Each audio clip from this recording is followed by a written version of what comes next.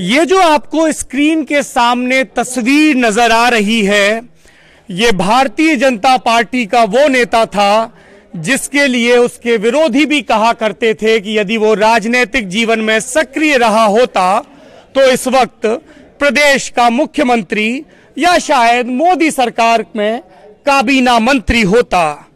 ये सारी बातें भूतकाल में इसलिए हो रही हैं क्योंकि बीजेपी के इस बेहद ऊर्जावान और संभावनाशील नेता की एक उनींदी रात जब वो एक वैवाहिक समारोह में हिस्सा लेने के लिए गए हुए थे, हत्या कर दी गई।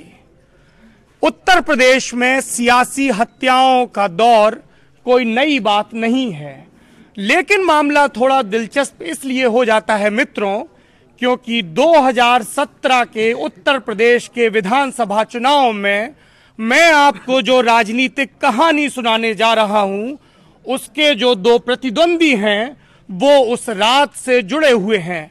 मैं इस वक्त मेजर सुनील दत्त द्विवेदी के केंद्रीय चुनाव कार्यालय में हूं। मेजर साहब हमारे साथ हैं, उनसे हम बात करेंगे, लेकिन बात करने के पहले इस राजनीतिक अदावत का इतिहास जान लीजिए। मैं अपने साथी अमतेश से एक बार रिक्वेस्ट करूंगा वो फिर से ब्रह्मदत्त द्विवेदी जी की तस्वीर की तरफ कैमरा ले जाएं। ब्रह्मदत्त द्विवेदी फर्रुखाबाद का तेज तर्रार नेता जिसने अपने राजनीतिक करियर की शुरुआत नगर पालिका के पार्षद के चुनाव से की। 1977 में जब वो कार्यवाहक अध्यक्ष थे और इमरजेंसी का दौर आया तो राज्यपाल यहां पर आए और उन्होंने प्रोटोकॉल के तहत हार पहनाने की कोशिश की। यहां केंद्रीय चुनाव कार्यालय में मुझे ब्रह्मदत्त द्विवेदी के उन दिनों के साथी रहे एक व्यक्ति ने बताया कि ब्रह्मदत्त जी ने ठिठोली करते हुए थोड़ा सा स्वाभिमान दिखाते हुए कहा कि मुझे हार तो राजनीति में स्वीकार नहीं है, तो ये फूल मालाएं कैसे स्वीकार कर लूं। ब्रह्मदत्त द्विवेदी को लेकर पूरी फर्रुखाबाद विधानसभा में हजार किस्से, हजार किंवदंतियां हैं और शायद बड़े नेताओं का कद ऐसा ही होता है। हमें लगता है कि भारतीय जनता पार्टी का नेता है तो मुस्लिम इलाकों में इसकी क्या ही पूछ होगी, लेकिन जब आज मैं जरदोजी के कारोबारियों से मिल रहा था तो उन्होंने भी चाचा जी, ये वो शब्द है जो ब्रह्मदत्त द्विवेदी के लिए इस्तेमाल होता रहा है, उनसे जुड़े कई किस्से बताए। लेकिन सबसे बड़ा किस्सा वो जिसने उनकी जिंदगी पर पूर्ण विराम लगा दिया। ये एक राजनीतिक अदावत की कहानी है जिसकी शुरुआत 1995-96 में होती है जब फर्रुखाबाद में ब्रह्मदत्त द्विवेदी के राजनीतिक वर्चस्व को चुनौती देते हैं यही के एक दबंग छवि के नेता विजय सिंह, जो उनकी पत्नी दमयंती सिंह नगर पालिका अध्यक्ष का चुनाव लड़ती हैं और जीत जाती हैं। उसके बाद 1997 में, 97 ही था ना जी, 1997 में ब्रह्मदत्त द्विवेदी की हत्या कर दी जाती है अपने निवास स्थान से कुछ मीटर दूर पर। हत्या में जिस व्यक्ति का नाम मुख्य आरोपी के तौर पर आता है वो विजय सिंह है, जो इस वक्त फर्रुखाबाद से सदर सीट से सिटिंग विधायक हैं। साल 2002 या 3 में जिला अदालत में उनको दोषी साबित किया जाता है और उम्र कैद की सजा दी जाती है। वो सजा के खिलाफ हाई कोर्ट जाते हैं और स्टे ऑर्डर ले आते हैं। मामला अभी भी हाई कोर्ट की लखनऊ बेंच में चल रहा है। विजय सिंह कहते हैं कि वो निर्दोष हैं। अपने ऊपर दबंगई के इल्जामों पर उनकी सफाई है कि मुझे सिर्फ जनता का प्यार मिला है और वही मेरा बाहुबल है। लेकिन राजनीति है, यहां पर कोई भी कैमरे के सामने अपने हिस्से का सच बयान नहीं करता है। क्या है मेजर सुनील दत्त द्विवेदी का सच, क्या है उनकी राजनीतिक आकांक्षाएं, और 2012 में जब वो महज 147 वोटों से चुनाव हारे तो उसके आगे का उनका सियासी सफर कैसा रहा, इस पर बात करेंगे। इस पर भी बात करेंगे कि जब उनका पूरा परिवार हमेशा से भारतीय जनता पार्टी के साथ जुड़ा रहा तो बीच में वो कैसी परिस्थितियां थी, भाजपा की कमजोरी के वो कौन से क्षण थे जब वो कुछ समय के लिए बहुजन समाज पार्टी से जुड़े। इस पर भी बात करेंगे कि यदि मेजर सुनील दत्त द्विवेदी फर्रुखाबाद सदर सीट से विधायक चुने जाते हैं तो उनकी प्राथमिकताएं क्या होंगी। मेजर साहब, कड़वे सवाल से शुरुआत करते हैं ताकि आगे के सवाल सरल रहें। आपके राजनीतिक विरोधियों का यह कहना है, क्षेत्र में लोगों का, कि मेजर सुनील दत्त द्विवेदी अपने पिता की तरह 5 बरस विधानसभा में सक्रिय नहीं रहते हैं, लखनऊ ज्यादा रहते हैं। क्या कहना है आपका इस आरोप पर? नहीं, ये सरासर गलत है और जैसा आप ही ने खुद कहा कि ये राजनीतिक विरोधियों का कहना है। मैं लगातार यहाँ सक्रिय रहता हूँ, जन समस्याओं में सक्रिय रहता हूँ। जो पार्टी के कार्यक्रम हैं उनमें हम लोग सक्रिय रहते हैं। बहुत सारे कार्यक्रमों में हम लोगों ने यहाँ शिरकत की है। बहुत सारी जन समस्याओं को उठाया है। बिजली, पानी, सड़क की समस्याएं हैं। ठंडी सड़क हमारी समस्या थी, उस पर जन आंदोलन किया है। तो ये सरासर गलत है कि मैं यहाँ से बाहर रहता हूँ। होता क्या है जनरली कि आप जब कोई आरोप किसी के ऊपर नहीं पाते हैं, जो हम किसी के ऊपर, जैसे आपने बताया कि आपराधिक इतिहास होने का आरोप लग रहा है एक कैंडिडेट पर, किसी के ऊपर भ्रष्टाचार का आरोप है। मेरे ऊपर आप पूरे शहर में घूमे होंगे, आपको ये नहीं लगा होगा कि उन्होंने किसी के 4 आने भी कभी लिए, या कोई कैरेक्टर का आरोप होगा तो आदमी ढूंढ ढूंढ के नई चीज़ लेकर आता है कि ये यहाँ नहीं रहते हैं साहब, तो इसलिए इनको मत दीजिए, हमको वोट दीजिए, हम तो यहाँ रहते हैं। आप यहाँ रहते भी हैं तब भी आप किस काम के हैं, बात ये मायने रखती है। 5 साल में शहर का कोई विकास तो हुआ नहीं। आप विधायक रहे, और अगर आप विधायक के बारे में पूछिए तो वो भी यहाँ 5 वर्षों से सक्रिय नहीं रहे हैं। तो ये महज सी बात है, ऐसा कुछ नहीं है। यहाँ पब्लिक खड़ी हुई है, आप इन लोगों से जान सकते हैं कितना एक्टिव मैं रहा हूँ पिछले 5 वर्षों में, और एक एक गाँव, एक एक बूथ पे मैं गया हूँ, लोगों के साथ जुड़ा हूँ। बहुत प्यार और आत्मीयता से उन्होंने लिया है। और अगर ऐसा होता तो महज 150 वोटों से मैं पिछली बार कैसे हारता। जी 147 वोटों से आप चुनाव हारे, उस पर तो बात हो ही रही है। एक सहानुभूति लहर भी है जो लोगों से मेरी बात हुई कि चूंकि लगातार 2 चुनाव हारे हैं और परिवार की विरासत बहुत समृद्ध है। आप फौज में रहे, अब राजनीति में हैं। दोनों ही स्ट्रीम का व्याकरण बहुत अलग है। मेरे पिताजी, मेरे ससुर साहब फौज में रहे हैं, इसलिए मुझे वो व्याकरण समझ में आता है। कैसे, कितना फर्क है और कितना आपको खुद में तब्दीलियां लानी पड़ी, क्योंकि फौज आपको एक सांचे में ढालती है, एक अनुशासित जीवन जीने के लिए विवश करती है, प्रेरित करती है, इंश्योर करती है। और राजनीति में आप तय करके नहीं चल सकते हैं कब कौन आ जाए मदद मांगने के लिए। क्या बदलाव आया जिंदगी में? नहीं, ये सच बात है कि दोनों एक अलग स्ट्रीम्स हैं। आर्मी का अपना अनुशासन है, आर्मी के अपने सेट पैटर्न्स हैं, नियम हैं, और राजनीति में कुछ चीज़ निश्चित नहीं होती है, कुछ तय नहीं होता। लेकिन वक्त आदमी को बहुत कुछ सिखा देता है। मैंने जीवन में कभी नहीं सोचा था कि मैं पॉलिटिक्स में आऊँगा, लेकिन समय के साथ में आया। और आर्मी की ट्रेनिंग ऐसी होती है कि वो सब कुछ आपको सिखाती है। आपने देखा होगा जब बाढ़ आती तो फौज का प्रयोग किया जाता है, और जब पुल बनाने की बात आती तब फौज का होता है। कानून व्यवस्था बिगड़ती है, इंसर्जेंसी ऑपरेशन तब वहाँ प्रयोग किया जाता है। तो ऐसे धीमे धीमे वक्त आदमी को सिखा देता है। और राजनीति कोई मेरे लिए पेशा नहीं है, राजनीति कोई मेरे लिए कोई ऐसा कैरियर ऑप्शन नहीं रहा है। राजनीति एक सेवा का माध्यम है, एक त्याग तपस्या के लिए का माध्यम है मेरे लिए। उसी दृष्टि, उसी भाव से मैं इस स्ट्रीम में हूँ। फौजी मुश्किलों से नहीं घबराते हैं, आप फौजी रहे हैं, इसलिए एक और मुश्किल सवाल, क्या हालात थे जो बहुजन समाज पार्टी में कुछ समय के लिए जाना पड़ा? वो हालात ये थे कि मेरे खिलाफ मेरे पिताजी का हत्यारा जीत गया था, जो इस समय वर्तमान विधायक हैं, और उसके बाद उन्होंने इस्तीफा दे दिया, और सब समाजवादी पार्टी से शायद जीते थे, और इस्तीफा देके बहुजन समाज पार्टी में चले गए। मैं कई बरसों से मुकदमाबाजी में लड़ रहा था। जिला कोर्ट से मैंने उनकी सज़ा भी कराई थी, उसके बाद हाई कोर्ट में भी अभी भी लगा हुआ हूँ।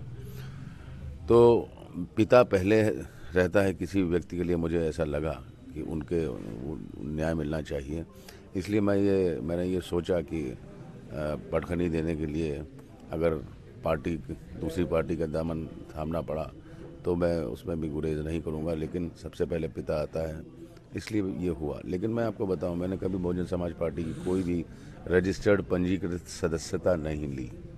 ये गलत है कि मैं बहुजन समाज पार्टी में गया था, ऐसा मैंने कोई उनकी मेंबरशिप नहीं, कोई रसीद दिखा नहीं सकता कि बसपा की रसीद ली हो। ये बात सच है कि मैं उसको हराने के लिए उसको बीएसपी, क्योंकि गवर्नमेंट बन गई थी, वहाँ ये न्यूज़ आ रही थी कि इनको जो है वो लाल बत्ती दी जा रही है, इनका सम्मान किया जा रहा है। तो कोई भी आप भी होंगे हमारे स्थान पर तो ये चीज़ ज़्यादा रखेंगे कि आप अपने फादर को न्याय दिलाएं, आप अपने कैरियर के बारे में बात करें।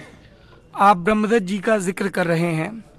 मेरे दर्शक, इनमें से मैं ये मान के चल रहा हूं कि उत्तर प्रदेश की राजनीति के बारे में जानकारी रखते होंगे। 2 जून 1995 को उत्तर प्रदेश की सियासत का एक बड़ा और नितांत काला अध्याय लिखा गया। इस अध्याय को राजनीति की शब्दावली में गेस्ट हाउस कांड कहा जाता है। गेस्ट हाउस कांड ये है कि उत्तर प्रदेश के लखनऊ में राजकीय अतिथि गृह में बसपा के विधायक थे। बसपा ने सपा सरकार से समर्थन वापस लिया था, मुलायम सिंह यादव मुख्यमंत्री थे, और उसके बाद तमाम बाहुबली गेस्ट हाउस पहुंचे और जबरन बसपा के विधायकों को खींचने लगे। सूबे की ये सियासी किंवदंती है कि यदि उस रात ब्रह्मदत्त द्विवेदी अपने साथियों के साथ गेस्ट हाउस नहीं पहुंचे होते तो बसपा की मौजूदा सुप्रीमो मायावती के साथ कोई अनहोनी भी हो सकती थी। इस मामले के बहुत सारे गवाह हैं, सबके अपने अपने संदर्भ भी हैं और व्याख्या भी। इसलिए भी ये कहा गया कि मायावती का द्विवेदी परिवार के प्रति सॉफ्ट कॉर्नर है। कई बार व्यक्तिगत आग्रह राजनीतिक विचारधाराओं पर ज्यादा हावी रहते हैं, लेकिन ये केस स्पेसिफिक होता है। एक आखिरी सवाल मेजर साहब, यदि मेजर सुनील दत्त द्विवेदी फर्रुखाबाद सदर सीट से विधायक हो जाते हैं तो वो कौन से 3 काम होंगे जो उनकी प्राथमिकताओं में सबसे ऊपर होंगे?